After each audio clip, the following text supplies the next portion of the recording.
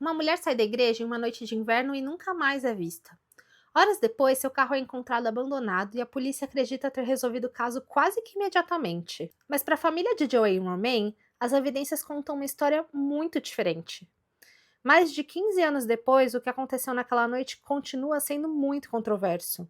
Oi, eu sou a Li. Bem-vindos ao canal. Aqui a gente discute mistérios e true crime e eu vou trazer todos os fatos dessa história para vocês. Mas a verdade talvez ainda seja um mistério. Joanne Matu Romain nasceu em Grosse Pointe Woods, no estado de Michigan, nos Estados Unidos. Grosse Pointe Woods é uma comunidade bem pequena, tendo atualmente por volta de 16 mil habitantes. Mas ela fica perto de uma cidade muito maior que é Detroit. Na sua infância, Joanne morava na rua Anita Avenue, uma rua residencial super tranquila e arborizada. Aquele tipo de lugar que as casas nem têm cerca, sabe? Em 1980, quando ela tinha por volta ali dos 25 anos, a Joanne casou com David Romain. E juntos eles tiveram nos próximos anos 3 filhos, a Kelly, a Michelle e o Michael. A família morava na rua Hidden Lane, que também é uma rua bem calma de casas e era uma família bem comum. Os filhos contam que eles tiveram uma infância feliz e cheia de memórias boas, com aniversários de família, reuniões na casa com os amigos e tudo mais. Só que depois de 25 anos de casamento, então quando a Joanne já estava ali por volta dos 50 anos, o casal decidiu se divorciar. O David, depois que ele deixou o casamento, ele acabou iniciando um relacionamento amoroso com a melhor amiga da Joanne de longa data, inclusive. Enfim, depois do fim desse casamento, ela resolveu mudar de casa para iniciar um novo capítulo da vida dela, né? E ela acabou morando numa rua que era a travessa da rua que ela morava antes com o David. Essa nova rua chamando Morningside Drive. E ela foi, então, residir com os 3 filhos dela. Ela ocupava seu tempo com um emprego de meio período como vendedora em uma loja de roupas chamada Dawood e também ia muito na igreja St. Paul on the Lake, que ficava na margem do lago St. Clair, que inclusive é um lago que faz divisa com o Canadá. A igreja ficava numa outra cidade vizinha que chamava Grosse Pointe Farms. Então a gente tem aqui 2 cidades com nome muito parecido. A que ela morava, que chamava Grosse Pointe Woods, e a que ficava a igreja, que chamava Grosse Pointe Farms. Mas assim, apesar de a gente estar falando de outra cidade, como as cidades são muito pequenas, eram cidades muito próximas. Olhando no mapa, até se confunde ali o que é uma cidade, o que é outra, porque é tipo uma conurbação urbana, sabe? Tipo, a igreja, para vocês terem uma ideia, era 10 minutos de carro da casa dela. Enfim, lá na St. Paul, ela encontrou, né, um lugar que ela realmente adorava ir. Ela acabava indo de 2 a 3 vezes por semana, e não só na missa de domingo, sabe? Ela sabia praticamente de cor sempre que ia ter uma missa e tentava sempre encaixar essas idas na rotina dela. Em 12 de janeiro de 2010, a Joanne deixou o filho Michael em casa e falou que ia abastecer o carro Lexus dela para o dia seguinte. Às 6h25, ela abasteceu o carro dela num posto que ela estava acostumada a ir, conhecia os funcionários. Tanto ela conhecia os funcionários que naquele momento ela conversou com o gerente Mike, né, como já era de costume, e o Mike falou que ela parecia normal e animada. Depois de abastecer o carro às 6h25, ela resolveu dirigir até a igreja St. Paul on the Lake, porque ia ter uma missa às 7 horas. E ela estacionou o carro dela numa rua adjacente à igreja, que tem algumas vagas de carro realmente para estacionar, tá? Também existe um estacionamento atrás da igreja St. Paul, mas eu não tenho certeza se esse estacionamento é da igreja, porque perto da igreja tem algumas outras instituições, tem uma escola, enfim, então pode ser que seja estacionamento dessas outras coisas também. Mas de qualquer forma, ela estacionou nessa via adjacente à igreja, e como a igreja fica recuada e tem um gramado na frente da igreja, o carro dela ficou na frente da igreja, né? Qualquer um que estivesse na porta da igreja ia ver o carro dela ali estacionado. Ela acabou chegando na igreja às 7h05, então a missa já tinha começado, e era uma missa breve, de duração de 15 a 20 minutos ali mais ou menos. Como ela chegou e já tinha iniciado, ela acabou sentando mais atrás na igreja. Por volta das 7h15, 7h20, depois que o culto terminou, ela saiu da igreja, ela foi vista por uma pessoa que estava participando do culto saindo. Aquele dia não tinha muitas pessoas naquela missa, tá? Por volta de 10 ou 15 pessoas. Era uma missa breve durante a semana, mas ela foi vista deixando a igreja. 1 minuto depois, uma segunda pessoa ouviu um alarme de carro disparar e ela olhou para fora da igreja para tentar identificar de onde vinha aquele som. E ela viu que vinha de um Lexus estacionado. Então, um carro da mesma marca do carro da Joanne. O alarme ficou soando por volta de 15 segundos. Já entre 7h25 e 7h35, então minutos depois, talvez uns 10 minutos depois que a Joanne tinha saído da igreja, uma pessoa que estava participando do culto saiu da igreja e foi pegar o carro dela que também estava estacionado. Essa pessoa lembra que olhou ao redor e ficou até meio receosa porque estava bem escuro, né, já era noite, e ainda mais no inverno. E ela viu que não tinha nenhum outro carro estacionado naquela mesma via lateral da igreja. Às 7h50, de acordo com relatórios posteriores da polícia, uma testemunha viu um homem que estava usando um casaco leve e um cachecol de cor escura correndo na Lakeshore Drive, que é a avenida que fica entre a igreja e o rio que fica logo na frente, né? Então tem uma avenida contornando ali, margeando o rio, e é uma avenida com várias vias, né? Então, se eu não me engano, são 4 vias. Esse homem chamou a atenção dessa testemunha e ela lembrou disso porque ele estava correndo de uma forma dita como esquisita. A polícia depois chegou a encontrar esse cachecol ali naquela via. Às 8h58, portanto, por volta de 1h40 depois que a missa tinha terminado, o tenente Andrew Rogers passou por aquele local e viu um único carro estacionado, um carro Lexus. Esse carro chamou a atenção dele porque era o único carro estacionado naquela via. Ele chegou a consultar a placa do carro no sistema, mas, enfim, ele entendeu que não precisava tomar nenhuma ação em relação àquilo. Foi mais uma consulta de rotina. Já às 9h53, quase uma hora depois do tenente Andrew ter passado pelo local, um outro policial passou por ali, o Kate Colombo. Ele viu que aquele carro ainda estava estacionado naquela via lateral da igreja. Ele olhou para o outro lado da avenida, né? Ele olhou no sentido do lago, da Lakeshore Drive, e ele percebeu que perto do lago, na margem, tinha algumas marcas na neve. Lembrando, gente, que a gente está falando aqui de 12 de janeiro, e 12 de janeiro a gente está falando do inverno nos Estados Unidos, então tem sim neve, tá? Em várias fotos da polícia na época dá para perceber que não tem neve assim na calçada, na rua, mas tem neve nos gramados e em tudo que margeia ali.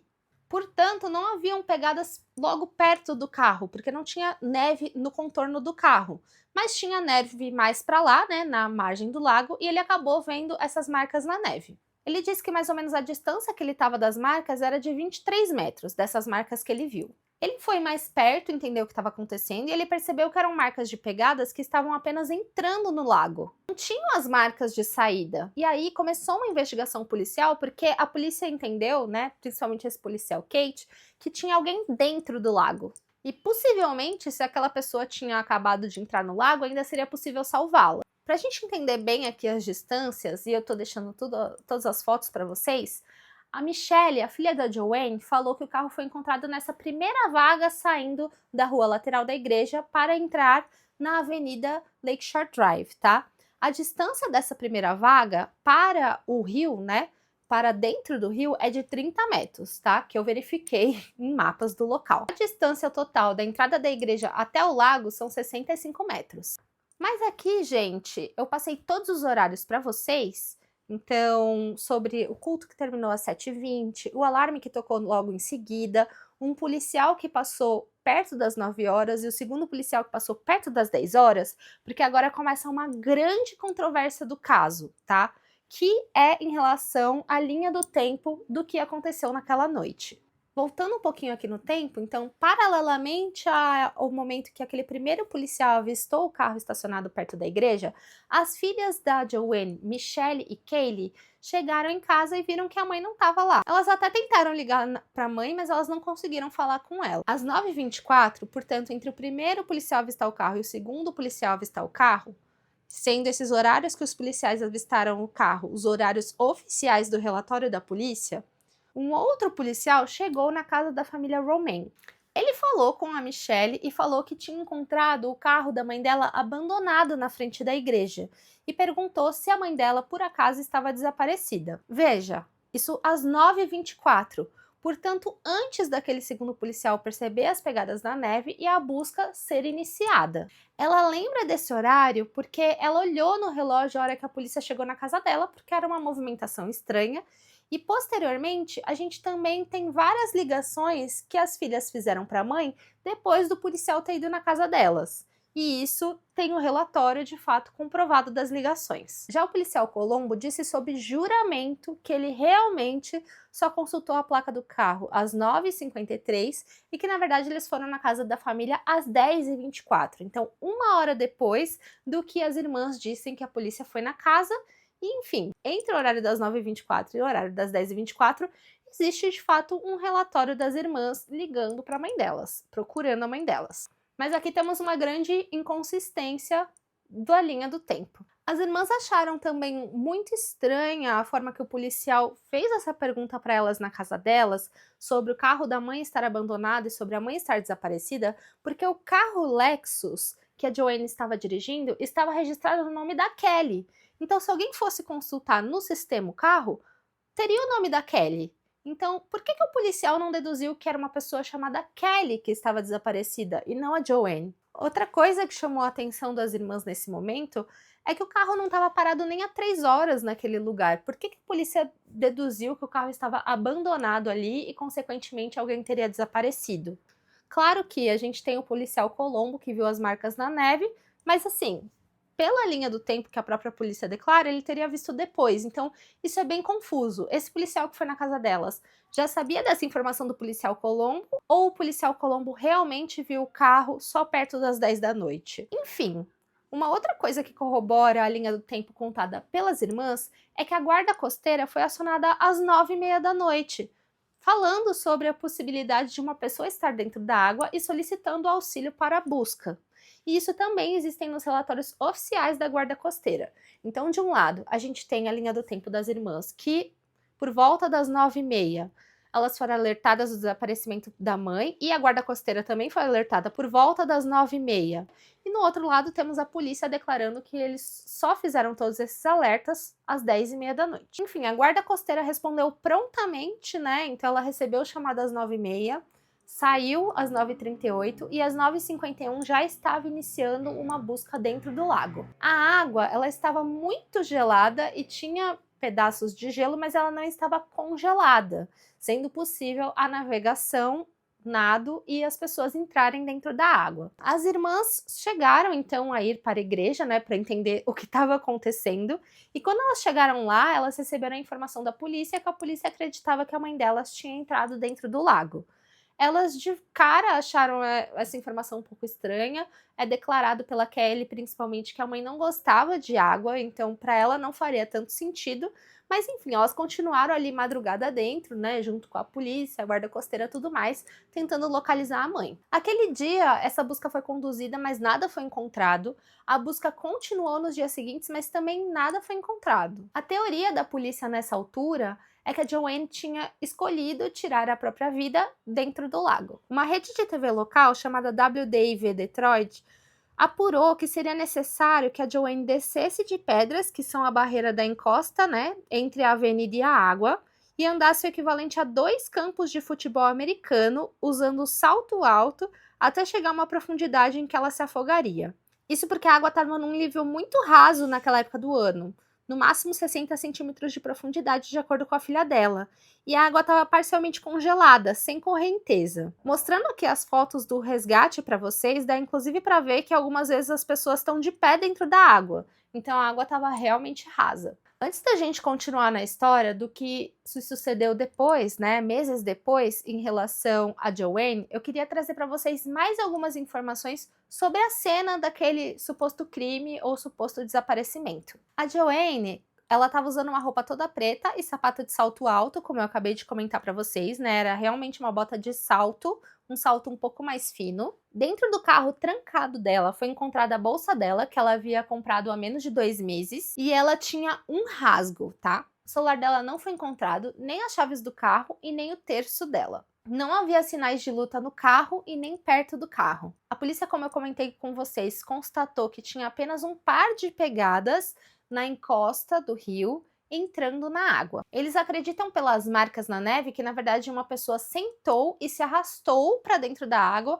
com as mãos do lado do corpo. Isso porque era íngreme, tá, gente? Um ponto interessante que eu vou trazer para vocês, que não existe em todas as notícias sobre o caso, a chave reserva do carro da Joanne, que ela tinha perdido entre 1 e 2 meses antes, estava na delegacia de polícia. Foi encontrada, portanto, mas a polícia não tinha nenhum registro de quem encontrou a chave, quem levou para a polícia e quando levou essa chave reserva para a polícia. Isso foi no dia seguinte. 6 dias depois do desaparecimento da Joanne, uma testemunha chamada Paul Hawk se apresentou à polícia falando que ele viu uma cena muito estranha no dia do desaparecimento da Joanne. Ele falou que na noite do dia 12 de janeiro, ele estava dirigindo pela Lakeshore Drive em direção ao norte, e aqui eu cito a direção para vocês porque a rua indo em direção ao norte é a rua que fica à margem do rio, tá? A direção norte fica na margem do rio e a direção sul fica, então, pro lado da igreja. E entre as duas existe um canteiro no meio. Enfim, ele estava dirigindo e ele viu uma mulher que estava vestida de roupa escura, tinha cabelo escuro e estava acima do peso, na margem do rio. Ela estava sentada no quebra-mar do lago, meio curvada. Perto dela haviam 2 carros parados na via e 2 homens em pé perto desses carros. A via, gente, me parece que não permite estacionar, tá? Então, realmente chamou a atenção dele esses carros parados de forma meio irregular. Um dos homens viu ele vindo de carro e sinalizou para ele continuar andando. Na época, porém, a polícia não considerou o Paul Hawke uma testemunha confiável, e eu não consigo achar exatamente o porquê, mas enfim, talvez tenha algum histórico dele aí. Bom, gente, 70 dias depois do desaparecimento da John Wayne, então em 20 de março de 2010, ela foi encontrada. Alguns pescadores estavam no rio que tem conexão com o lago da frente da igreja, né? Eles estavam no lado do Canadá, perto da ilha Boblo, a 56 quilômetros de distância da igreja. Lá, eles encontraram o corpo da Joanne na água. Ela ainda estava com as roupas e o sapato calçado que ela estava usando naquele dia 12 de janeiro. As chaves do carro também estavam com ela, que estavam no bolso do casaco cujo zíper estava fechado. Não foi encontrado com ela nem o celular e nem o terço. A autópsia foi feita por autoridades do Canadá e não foi possível determinar a hora da morte ou o exato dia da morte por causa da quantidade de tempo que ela tinha ficado na água. Na autópsia também foi constatado que a Joanne não tinha água no pulmão, o que seria o mais comum ou mais esperado em um afogamento, né? Pelo que eu pesquisei, existe de fato um afogamento que chama afogamento seco. O legista canadense acabou colocando na autópsia que a causa foi indeterminada, não podendo saber se foi um acidente, se a Joanne acabou tirando a própria vida ou se alguém tirou a vida dela. Haviam 2 hematomas na parte superior do braço esquerdo dela. Enfim, isso não mudou a conclusão da polícia, né, que entendeu que a Joanne saiu da igreja naquele dia 12 de janeiro, em uma noite que estava a menos 11 graus, entrou no lago e escolheu tirar a própria vida. Mas a teoria da família é que aconteceu algum tipo de crime nessa situação. Para eles, tem muitas evidências que não corroborariam a Joanne ter feito aquilo com ela mesma. É claro que a gente nunca sabe o que se passa na cabeça de uma pessoa, né? Mas 2 médicos da Joanne acabaram também concordando que ela não parecia querer tirar a própria vida. Um deles era o Dr. Moatar, que disse que ela não tinha nenhum tipo de problema psiquiátrico e parecia feliz. E o outro é o Dr. Alpern, que disse que a dedicação que ela tinha à fé e aos filhos fariam com que ela também não tirasse a própria vida. Bom, mas as outras coisas nessa situação que chamam a atenção da família e que fazem a família acreditar que foi algum crime, tem toda aquela questão do horário que eu falei para vocês, né, que a polícia sobre juramento fala um horário que não bate com os horários que a família disse que viveu, com as ligações telefônicas que a família fez posteriormente para Joanne e também não bate com o registro da guarda costeira. Também tem a questão da polícia ter deduzido rapidamente que havia um desaparecimento, o carro tá lá parado há poucas horas e ter iniciado uma busca por uma pessoa desaparecida naquela rapidez, sem a família nem ter reportado, né? Teve também a questão da chave do carro perdida, que eu falei para vocês. E dentro desse contexto, a família começou a tentar entender quem poderia ter alguma coisa contra a Joanne. Sempre tem aquela questão da possibilidade do ex-marido, né? Mas, enfim, a polícia logo entendeu que ali não seria um suspeito. Tem uma questão que havia um dos irmãos da Joanne, o John, que era muito próximo dela, que ele estava devendo para muitas pessoas e tinha se envolvido em muita confusão, digamos assim. Ele tinha sido afetado pela crise de 2009, né? E a gente estava em janeiro de 2010.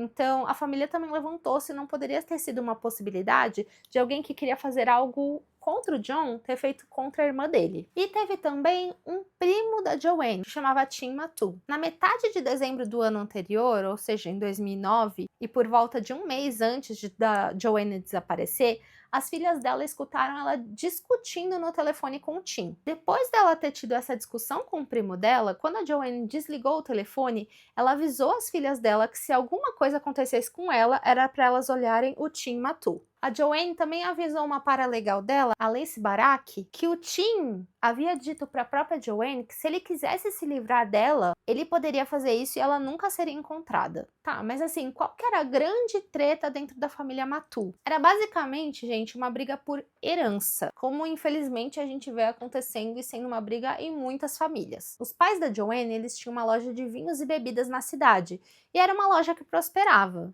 Então, quando eles faleceram, começou a ter uma disputa em relação a essa loja e em relação também à herança que eles deixaram para os filhos. E nisso começou uma disputa entre os irmãos e parece que eles basicamente se dividiram em dois lados. E um dos pontos principais dessa treta é que a Joanne ficou do lado do irmão mais novo dela, o John. Ela era próxima do John, mas não chegou a falar com ele sobre a briga que ela teve no telefone com o Tim.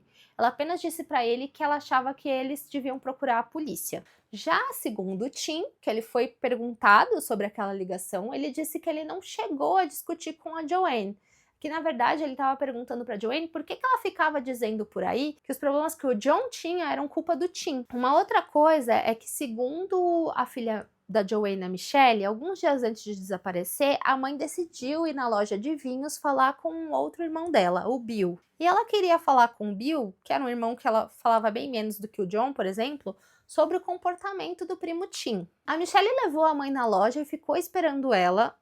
A mãe dela entrou para falar com o Bill, ficou poucos minutos ali falando com o Bill e a Michelle ficou com a impressão que a mãe voltou mais transtornada dessa conversa do que quando ela entrou. O Bill também foi perguntado sobre essa conversa, ele falou que de fato foi uma conversa muito rápida e que o objetivo da Joanne naquela conversa é que eles fizessem as pazes e tentassem algum tipo de reaproximação. O Bill comentou que a Joanne nessa mesma conversa avisou ele que ele não deveria confiar no primo Tim, mas ele não entendeu muito bem o que a Joanne quis dizer com aquilo, porque o Bill ele não tinha nenhuma parceria de negócios com o Tim, não tinha nada com o Tim. O Tim era para ele só uma pessoa da família que eventualmente ele convivia. O Tim, gente, na época de todos esses acontecimentos, ele era um policial de uma cidade próxima que chamava Harper Woods. Hoje em dia, ele é o investigador do condado de Wayne, que é o condado, né, que fica Harper Woods, Grosse Pointe Farms e Grosse Pointe Woods, que são as 3 cidades que a gente está falando aqui. Ele disse que na noite que a Joanne desapareceu, ele estava, na verdade, trabalhando, fazendo uma operação de narcóticos em uma cidade chamada Warren, que também fica ali perto. E o seu álibi chegou a ser confirmado por colegas de trabalho e histórico telefônico. Mas, gente, aqui a gente precisa voltar naquela testemunha não confiável que foi 6 dias depois na polícia. O Paul Hawkins, posteriormente, vendo fotos, ele disse que uma das pessoas que ele viu na rua aquela noite em pé, perto daquela mulher que estava sentada na beira do lago, seria o Tim. As filhas dela também falaram que, em retrospecto, a mãe chegou a falar nas semanas que antecederam o desaparecimento dela que ela achava que ela estava sendo seguida. Só que a mãe não conseguia dizer exatamente por quem, porque ela achava que tinham pessoas diferentes seguindo ela. As filhas comentaram que na época até acharam que era uma paranoia da mãe dela, mas depois que ela desapareceu, começaram a achar que não, porque realmente a mãe estava com receio ali de algumas coisas e alguma coisa realmente chegou a acontecer com a mãe. Posteriormente, um dos investigadores particulares contratado pela família, chamado William Randall, descobriu que dias antes do ocorrido, a Joanne tinha ligado para uma empresa de segurança. Colegas de trabalho também comentaram que ela estava recebendo mais ligações que o normal e ela se afastava deles para falar no telefone. Esse mesmo investigador soube que a Joanne achava que a correspondência dela estava sendo interceptada pelos correios e que o telefone dela tinha sido grampeado. Eu achei uma reportagem que um repórter criminal chamado Scott Bernstein, que acaba, fazendo reportagens ali muito sobre crime organizado e máfia, ele disse que recebeu uma dica de que a Joanne tinha tido uma suposta reunião com a FBI e a Procuradoria Federal dias antes do desaparecimento dela. Ele particularmente acredita que alguém tirou a vida da Joanne. Só que assim, gente, essa alegação dele não conseguiu ser confirmada por ninguém em nenhum outro jornal. Um jornal, inclusive, chegou a contatar o FBI para saber se essas reuniões tinham acontecido mesmo, e o FBI se limitou a responder que, naquele momento, ele não ia nem confirmar e nem desconfirmar essa afirmação. Bem, com essa visão distoante entre o que a polícia entendia que ocorreu e o que a família achava que ocorreu, a família mais pra frente contratou um outro investigador, chamado Salvatore Rastrelli. Ele tinha 25 anos de experiência como investigador da polícia, só que de Martin County, que é um condado no estado da Flórida. O Rastrelli, analisando o caso, elencou várias coisas que ele achou muito estranha na investigação. Bom, a primeira coisa que ele entendeu é que para Joanne chegar na água de salto, ela teria que atravessar, né, um quebra-mar que tinha um concreto quebrado e barras de ferro expostas sem se machucar, porque de fato ela não tinha ferimentos no corpo dela, tirando aqueles 2 hematomas na parte superior do braço esquerdo. Lembrando que ela foi encontrada de salto, então ela não tirou o sapato. Segundo é que o procedimento que a polícia teve em relação às pegadas encontradas na neve, ele classificou como sendo inadequado. A polícia não chegou a tirar uma foto em 90 graus, ou seja, uma foto exatamente de cima das pegadas com uma régua do lado, para que depois pudesse ser analisado o tamanho daquelas pegadas e elas com mais detalhes. As fotos que foram tiradas eram como se fossem fotos de lado ali do ocorrido. Outro procedimento que ele alegou ser inadequado é como a polícia analisou o carro da Joanne. Isso porque a polícia colocou um pó dentro do carro que ele geralmente é usado para ver digitais. Só que o carro dela, os bancos eram todos de couro, e couro é um material poroso. Então o certo não seria fazer esse procedimento com esse pó. Isso precisaria ter sido feito com... Aí, gente, é muito técnico, mas como ele falou, eu vou falar aqui para vocês. Deveria ter sido feito com vapor de supercola. Depois ter sido feita fotografias com a iluminação adequada, para daí sim conseguir analisar se tinham digitais. E a polícia, de fato, não conseguiu tirar digitais de dentro do veículo, tá? Nem da própria Joanne. Eles conseguiram só coisas parciais ou inadequadas ali para análise. Outra coisa em relação a digitais é que a polícia não chegou a tentar achar digitais na bolsa da Joanne. Outra coisa é que a polícia não chegou a checar se tinha DNA no carro. E a polícia alegou que não fez isso porque ela entendeu que não parecia uma cena de crime, não parecia que teve uma luta ou alguma disputa ali no local, então eles não viram por que fazer isso. Mas para a família, o fato da bolsa nova estar rasgada já significaria que poderia ter tido alguma disputa ali. Outra coisa que ele considera um sinal de atenção é o fato de não ter água nos pulmões da Joanne. Água no pulmão geralmente é esperado em vítimas de afogamento, né? A não ser que seja esse afogamento seco que eu falei para vocês. Mas o especialista consultado de acidentes na água, chamado David Smith, ele acredita que o fato de ter ar no pulmão da Joanne faria com que ela boiasse. E isso teria aumentado muito as chances de terem achado ela no lago, principalmente naqueles primeiros momentos em que teve a busca da guarda costeira e também considerando que não teve correntezas significativas no local. A forma que a polícia lidou com o arquivamento de evidências também foi um ponto de descontentamento ali para a família e para esse investigador particular.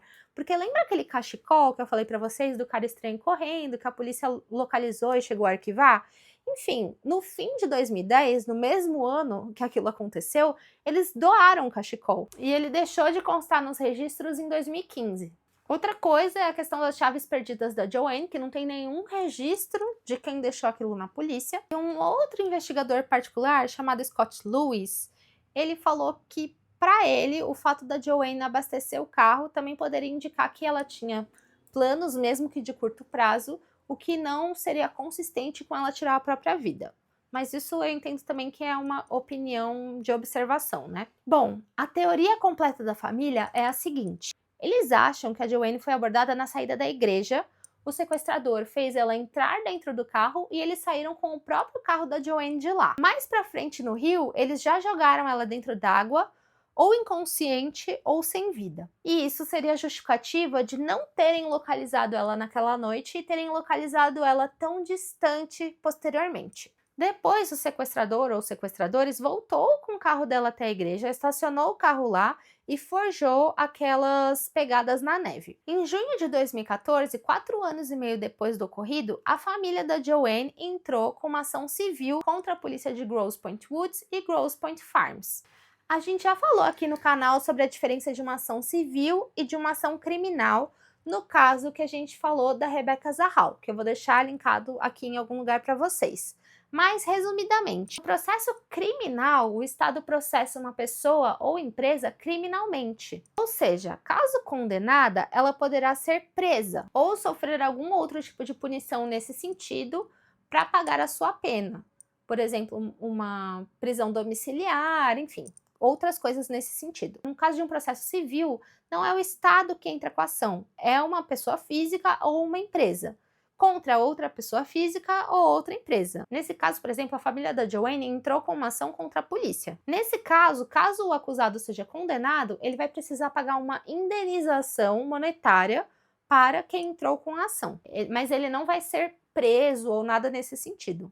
No civil, geralmente a pena roda em torno de uma compensação financeira.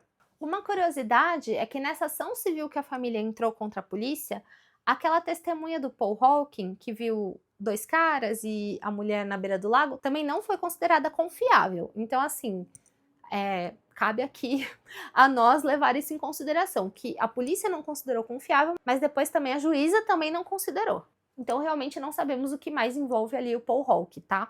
Em 2018, 4 anos depois do início dessa ação, a família perdeu a ação. Mas a juíza Linda Parker, apesar de desconsiderar o que a família falou sobre ter uma conspiração da polícia para esconder um crime, ela declarou que haviam fatos contestados muito perturbadores e que esse caso permanecia sem solução. E apesar dela ter decidido contra a família, ela também recusou o pedido da polícia de receber centenas de milhares de dólares de honorários advocatícios, Ou seja, ela recusou que a família tivesse que pagar o que a polícia gastou com advogados, afirmando que a busca da família pela verdade não era nem frívola e nem abusiva. A família chegou a apelar dessa decisão no ano seguinte, em 2019, mas ela também perdeu esse recurso. Um ponto muito importante para a gente lembrar aqui não é porque a família perdeu a ação civil que a corte determinou que o que aconteceu foi que a Joanne tirou a própria vida. O que a corte decidiu é que não havia provas suficientes para comprovar uma conspiração policial. Bom, gente, esses foram todos os fatos em relação ao caso da Joanne Romain. E agora vamos para a parte do vídeo em que eu levanto algumas dúvidas que ficaram para mim, lendo muito e pesquisando muito sobre esse caso. Esse caso eu pesquisei muito mesmo. E depois vamos para as teorias da internet em relação a esse caso. Bom, a primeira coisa é que a filha da Joanne, Michelle, declarou que o carro da mãe estava na rua lateral, como ele estava mesmo. A gente tem fotos ali que a polícia tirou da cena. E essa rua lateral, como eu comentei para vocês, era possível ver da porta da igreja. O meu ponto é, mesmo tendo 10 ou 15 pessoas no culto, não tinha uma testemunha ocular sobre o que aconteceu. Se a Joanne saiu ao final do culto, não teria mais gente vendo ela indo até o carro e vendo se o carro realmente saiu de lá ou não, vendo ela dando partida? Por que será que não teve gente que viu o que aconteceu com a Joanne? Será que ela saiu um pouco antes de terminar o culto, na verdade? As outras pessoas não saíram pela porta da frente? Tinha alguma outra porta lateral? Me parece um local que teriam mais testemunhas. Agora, gente, vamos para o que discute-se na internet e o que as pessoas que pesquisaram o caso acreditam que aconteceu. Bom, eu vi muita gente acreditando e concordando com a polícia que a Joanne tirou a própria vida. Mas eu reparei que muita gente está seguindo por uma série da Netflix que foi feita a respeito, que é um episódio da 2ª temporada de Unsolved Mysteries. O que acontece, gente? Esse episódio tem muitas informações que não constam nele, mas que constam em jornais locais, cuja data de publicação, alguns deles, um bem completo, que é o WDIV, mas eu também vi gente falando que tem no Cosmopolitan e tudo mais, que inclusive foi publicado na época que saiu o documentário da Netflix também, próximo da data, inclusive, Lembrando que quando saiu esse documentário da Netflix, especificamente este episódio, ele é de 2020, que é quando estaria fazendo 10 anos do caso, então é até esperado que alguns jornais regionais acabem também trazendo à tona essa história novamente.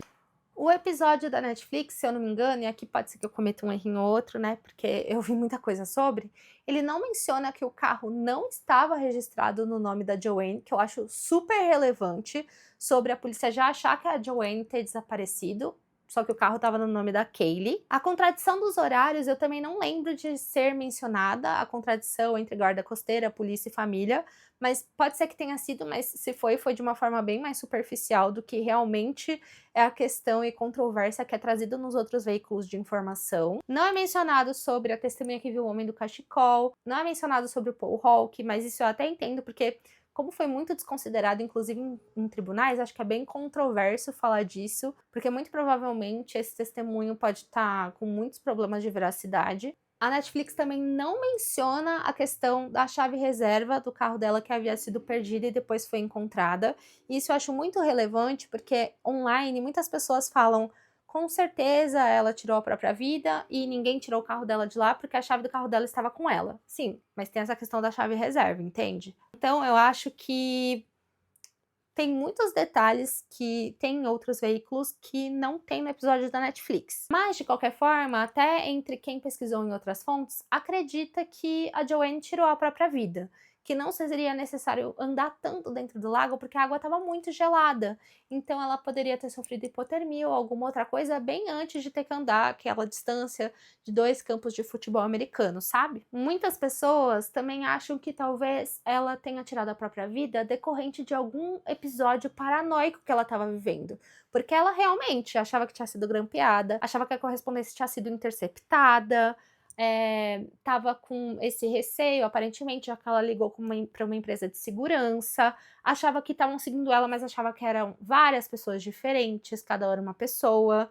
Então, muita gente tá achando que talvez isso tenha sido uma consequência desse episódio paranoico. Existem algumas outras pessoas, aparentemente, aqui eu tô falando qualitativamente, em menor quantidade, que concordam com a família, principalmente por causa da agilidade da polícia em ver um carro parado, entender que estava desaparecido, ver uma marca na neve a metros de distância, deduzir que alguém tinha entrado no lago e já começar a procurar, sem a família ter falado que ela estava desaparecida. Então, isso levantou suspeita de muita gente, essa agilidade, né? Mas é isso, gente. Eu queria ouvir de vocês o que vocês acham desse caso e o que vocês acham que de fato aconteceu com a Joanne.